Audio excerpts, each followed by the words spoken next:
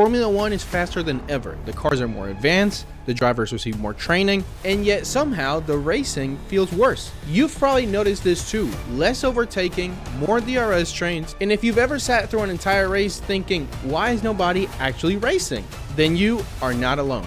In this video, we're digging into the reasons as to why overtaking is disappearing in Formula 1 and what needs to change before it's too late. And yes, it's not just the cars. The FIA, DRS, and even track designers are all a part of this problem. I've been watching Formula 1 for over 20 years, and if there's something I can tell you is that Formula 1 fans like myself love overtaking. And it's not because it adds chaos to a race, it's because it shows risk, skill, and commitment. It's the split-second bravery that separates a champion from the rest. Think back to Hakkinen or Schumacher at Spa, Webber flying past Alonso at Eau Rouge, or Alonso's epic defense against Hamilton in Hungary. Even in the early 2000s or turbo hybrid era, we still had these moments that we miss so much. That's because overtaking wasn't just possible, it was earned. Nowadays, it seems like all we get is either DRS highway passes or just nothing at all. One of the biggest culprits is the car themselves. Let's talk aerodynamics for a second. Modern F1 cars are designed to generate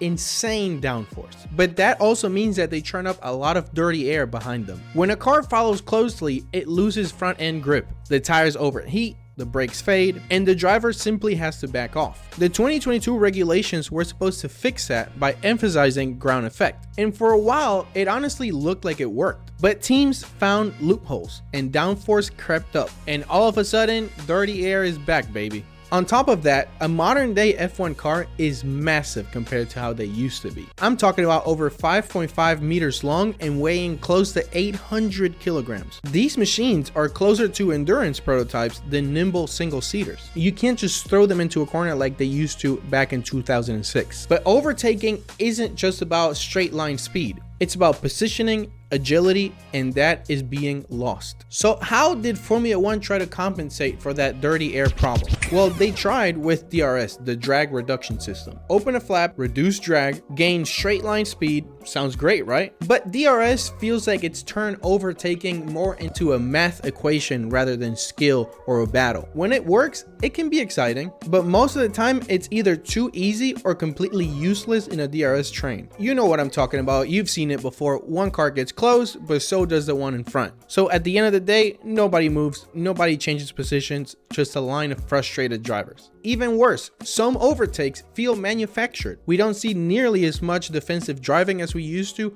or wheel-to-wheel drama. DRS was supposed to spice up the show, but it's become a crutch for broken design. But it's not just the cars, it's where they race too. Modern circuits are built with safety in mind, and rightly so. But many lack the flow, elevation, and braking zones that make real racing. Take Yas Marina or Miami for example. Long straights, sure, but narrow exit zones, tight corners, and minimal grip off the line. Drivers begin to hesitate, they can't take risks, and overtaking becomes rare. Now compare that to Spa or Interlagos or Suzuka. Tracks with elevation changes, medium speed corners, and multiple lines. Older tracks like these force drivers to create overtaking opportunities. Newer ones just don't offer the tools. Then we have the rulebook and the FIA. Over the past few seasons, we've seen aggressive driving penalized, hard racing punished, and inconsistencies left unchecked. One weekend, a dive bomb is legal, and the next weekend, it's a penalty. Drivers are holding back because they don't know what's allowed anymore. And instead of fixing the rules, which is what us fans want, the FIA keeps cracking down on radio messages, driver behavior, and even post-race celebrations. The focus has switched from encouraging good racing to controlling everything else. So what can Formula 1 do about it? First, they must reduce car size and weight. And it seems like so far what we've seen for 2026,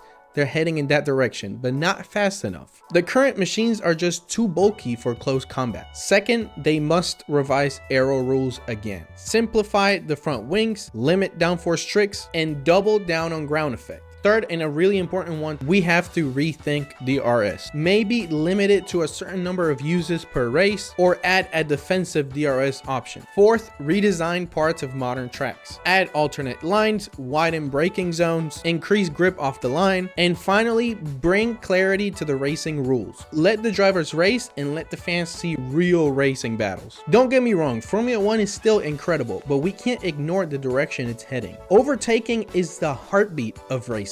If that dies, the show goes with it. The fans know it, the drivers know it, and even the teams know it. It's time for F1 to stop masking the problem and start fixing it. What do you think that needs to change to bring back the racing that we all love? Let me know in the comments. As always, I'm reading every single one and I'm answering every single one. If you enjoyed this video, don't forget to subscribe as always for more videos just like this one, and click right here for another video I made just for you.